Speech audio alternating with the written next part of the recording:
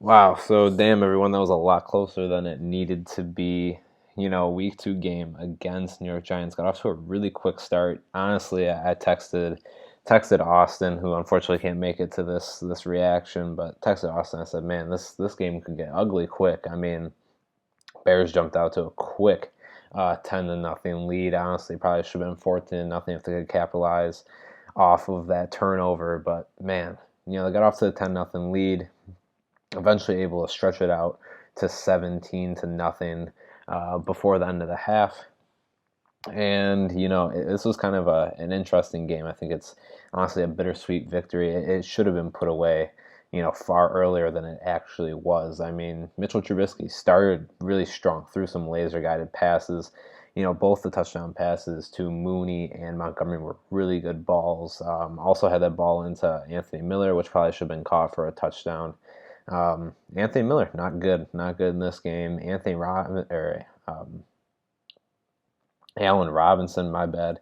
Not amazing in this game either. So I think that Mitchell wasn't really supported by his weapons 100% in this game. I mean, Darnell Mooney really looked like the best option on the offensive side of the ball. Besides Montgomery, who unfortunately went out of the game for a bit, with the neck issue that he did have when he fell really awkwardly. It kind of looked bad at first. Fortunately, he was able to walk off under his own power, but he had a play where he was upended and fell exactly kind of right on his neck. So that was going to be a bit of an issue. But he was able to come back in the second half and had some really crucial runs down the stretch in the fourth quarter. He was able to move the ball really effectively, broke off a couple really big runs. So it looks like looked like that neck injury didn't really shake him up too much, and he was a big part of the offense. I mean, he got that early touchdown off the great pass from Mitch, and then later on in the game carried the ball really well. So it'd just be really good if we could get him in there for full game time where, he kind of came into week one with a lot of concerns with the groin. So, we didn't know how much usage we were going to see out of him. And then, in this game, he gets the issue with the neck. So the Bears had to compensate, Nagy had to compensate a bit, put in Patterson for a few extra plays, had to do some more running with Tariq down the middle. But it worked out. I mean, Patterson did not look bad. Tariq was able to do all right, working in between. He featured better early on in the passing game, but he was pretty quiet, come the second half. But Patterson kind of carried the load more, I think, just because he had a bigger body. For all of them Ryan Nall fans, I got to see the Wrecking Nall come out there for a couple plays. I had that little play action play where he got the reception. So he was actually featured in some game time, which is real interesting because we never really seen him outside of preseason. But yeah, I mean, kind of in the bigger picture here, Allen Robinson, someone that, the contract talks have really taken over a lot of what Bears news is right now. But coming in this game, he did not look bad at first, but, he kind of had a little bit, he had struggled. He had kind of the tip play off the first interception, and the second interception really kind of had the ball, ripped right from him. So, not an amazing game for him, and both picks by Trubisky. I mean, not exactly his fault, and at the same time, though, he put the ball into some trouble areas, which I don't really agree with why, he felt the need to throw it there. I mean, in retrospect, of course, it's easily to say that, hindsight's 2020 and, oh man, he shouldn't have put that ball into Robinson. It was in a tight window for the first one. The second one, he can't really blame him as much.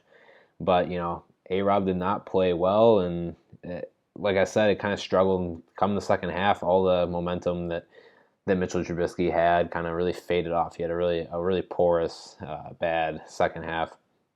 And, he kind of did. He scrambled around, made some good runs to keep the drive going, especially late in the fourth quarter when they were really trying to milk some time off. But at the same time, the passing game really became quiet in that second half. The defensive side of the ball, really, really interesting. Eddie Jackson robbed the pick six. That was a really exciting moment. Got that defensive pass interference call. I can see why they called it, why the back judge threw the flag on that play.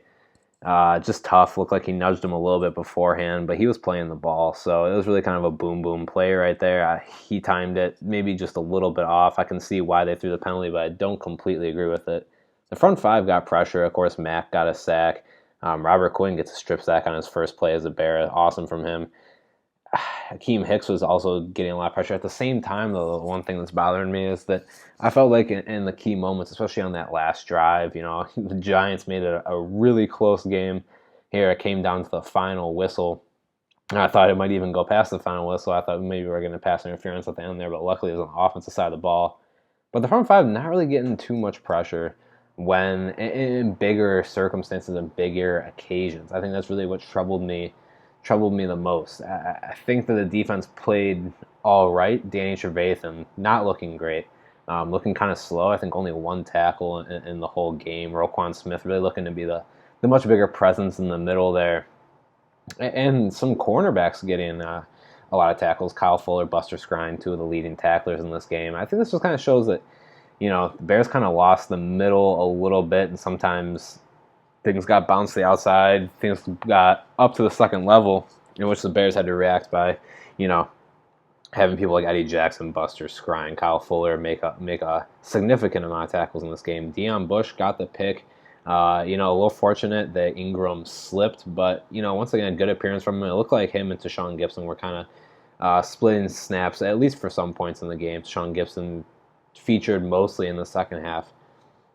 I think the big picture takeaway from this whole game, though, is that everyone played decently. It was an amazing first half. 17-0. You can't ask for much better than that. It could have easily been 24-0. I mean, honestly, they really should have laid it down. They should have put this game away early. There is no reason why the Giants lingered around for as much as they did. I mean, you can accept them going out there and getting, a touchdown, putting up the 10 points. I mean, you can't ask that much of the defense to keep holding that shutout. But at the same time, I think that, the Bears had a big chance to put away. They had a big chance to keep the momentum going, which they lost in a couple of occasions in this game. I think Trubisky's first pick in the second half really kind of lost the overall buzz they had from the first half. And there were some moments in the first half, too, where, I remember talking to Austin about it, where I was like, man, they really lost a chance to cash in there. Like, they had a lot of momentum. I believe it was after the Deion Bush pick, actually, where they had a lot of things going for them, and they just had a bad series and weren't able to do anything with it, which was kind of really upsetting. So I think there's just a lot of, Bears need to keep the momentum going, need to keep the gas on. It wasn't really an issue for them in the first half, but come the second half, they really struggled kind of refining their offense. And the Giants made adjustments, and I think Nagy looked a little bit lost, didn't know exactly what to do. And when they made the couple turnovers, they really, really couldn't get anything together until they finally got in the fourth quarter and just started putting the ball in Montgomery's hands, which they should have been doing more, come the beginning of the second half anyway, once he was cleared and out of the locker room with that injury. But it was just a missed opportunity. Luckily, the Bears get away with it. And I think that moving on, I mean, I can't wait till Austin and I can hop on the full podcast and talk about this together. It's like, once again, we didn't really learn anything. Like, we saw two different Mitchell Trubiskys in this game. The first half looked spectacular. It looked like he was able to do anything in the second half. Not saying that those interceptions were 100% his fault, but really kind of lost it, and the offense really sputtered because of it. And, the defense just kind of looking vulnerable. I think the secondary plays really well and aggressive, but once the Giants sped up that offense, they were able to be taken care of. I mean, in the short passing game, the Giants really kind of exploited the middle of the field. A lot of the areas where Danny Trevathan was lurking around, too. I mean, like I said, he just has not been looking good this season. So they really kind of passed it, right into the holes in the zone coverage. Kyle Fuller looked good this game. I mean, honestly, everyone in the secondary had their moments. Jalen Johnson with a couple big breakups again. He's been really well, and even in times where the commentators were calling for him to get exposed by a double move, it didn't happen, and he stayed really well in coverage. So I don't think it was a secondary in general, but they were really being taken advantage of underneath a lot. And, people like Evan Ingram really had a field day there in the second half by just, finding little zones in the coverage and getting some pretty big first downs. So, the Giants were able to get some things going in the first half. I mean, of course, the Saquon Barkley injury in the first half, it looked like, the Giants were going to be dead to rights, like the Bears were going to be able to put this game away. But, they were able to get some things going on offense and find some things that were going to work against the Bears defense. So, yeah, I mean, here we are, week 2. The Bears are 2-0. I mean, money as far as win-loss goes, it's as good as you could expect. But I think this Bears team can definitely do better. And I think that all you listeners and and viewers on YouTube probably realize at this point that, as far as the win column goes, it's as good a start as you can get to, but still a lot of improvement to be made on both sides of the football. And kind of feel fortunate in a way to be here at 2-0. I mean, they went down to the wire both games. The Bears really providing us with some entertaining football, some things that probably are getting some people damn near a heart attack, really raising up those blood pressure and keeping everyone on edge. But, here we are, 2-0. So bear down, and hope you guys enjoy this, and be looking forward to the week when Austin and I can get back together and start making some more content for y'all. But, yep, have a good one, guys, and stay safe, and have a good week.